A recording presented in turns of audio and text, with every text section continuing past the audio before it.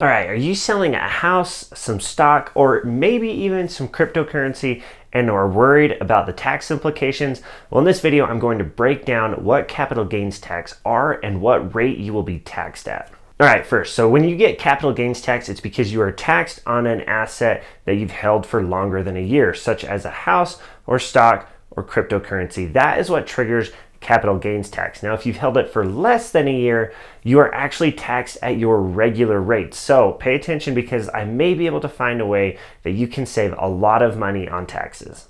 And if you're like me, you want to save as much money as you possibly can on taxes. I like to illegally avoid as many taxes as I possibly can because I don't like spending a whole lot of money.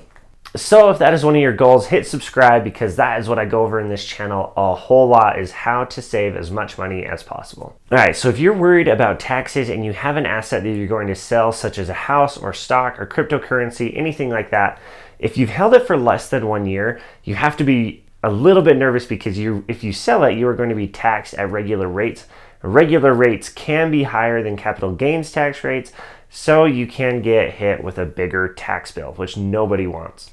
Regular tax rates are what are called marginal tax rates. So each step in your income, they have different thresholds. Once you get above that threshold, anything above that is taxed at a different rate, while anything below that is taxed at a lower rate.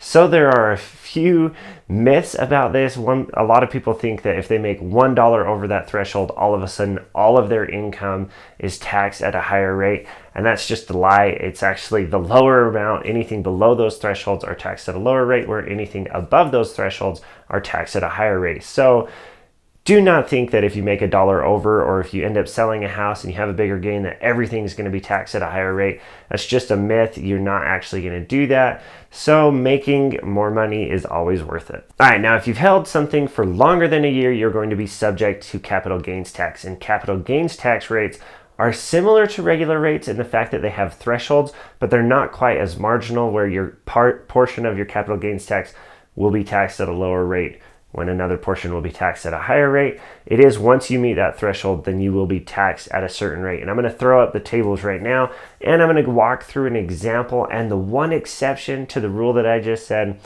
And I'm going to talk about it in married filing jointly because that's what I am. I'm married and I file jointly.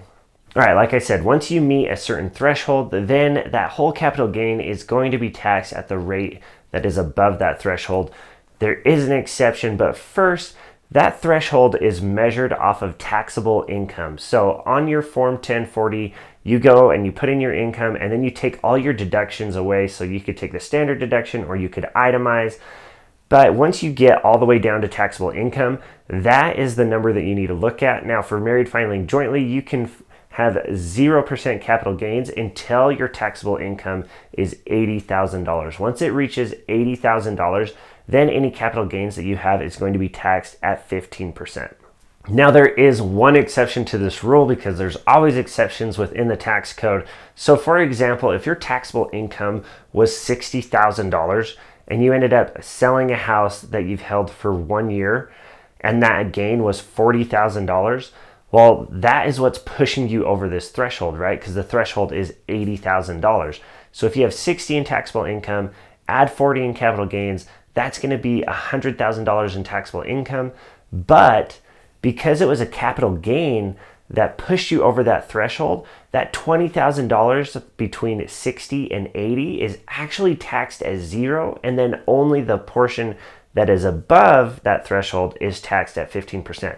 But this only counts because capital gains is what pushed you over that threshold. Now, if something else pushed you over that threshold, like your wage from your work or whatever else, that doesn't count. You don't get to take a portion of that capital gain and say, hey, I'm going to tax it at 0%. The capital gains is what has to push you over that threshold for you to have a portion of it taxed at the lower rate. All right, now there are some ways to postpone or completely avoid capital gains tax, especially when it comes to selling a house. Now, if you sell a house that is your primary residence and you pass a few rules, like you've owned it for 2 years and you've lived in it for 2 years, most likely you're going to be able to sell that house completely tax-free. And I've actually made a video about that, so you can go check that one out because it explains in depth how you can avoid capital gains tax when selling a house.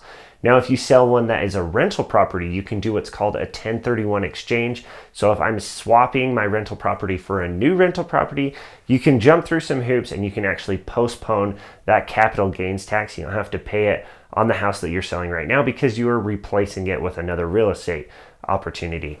Now, another one that a lot of people overlook, if you are a wonderful giving person and you actually donate to charity, a lot of people will donate stock. So if you have a stock that has just skyrocketed lately, maybe you're holding on to GameStop, Diamond Hands, and you're going to take that and actually sell it and give the money to charity, the best thing that you can do is actually not to sell it. You can actually donate that stock straight to charity, and then that way you don't pay capital gains tax on it because it's given to somebody else. And then when they sell it, they're not paying capital gains either, because if it comes over at $185 a share and they sell it for $185 a share, they have no gain.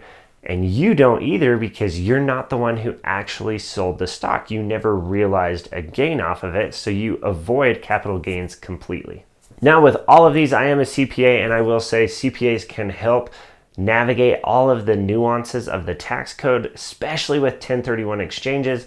Now, as Section 121, that's just where you're selling your own primary residence.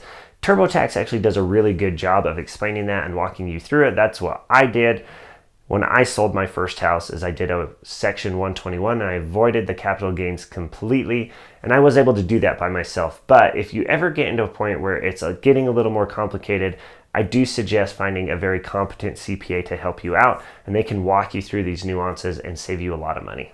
Now, hit that thumbs up button if you found this information useful. It tells YouTube to push this out to more people, and I want to save as many people as possible money on taxes. Thank you, and we'll catch you guys next time.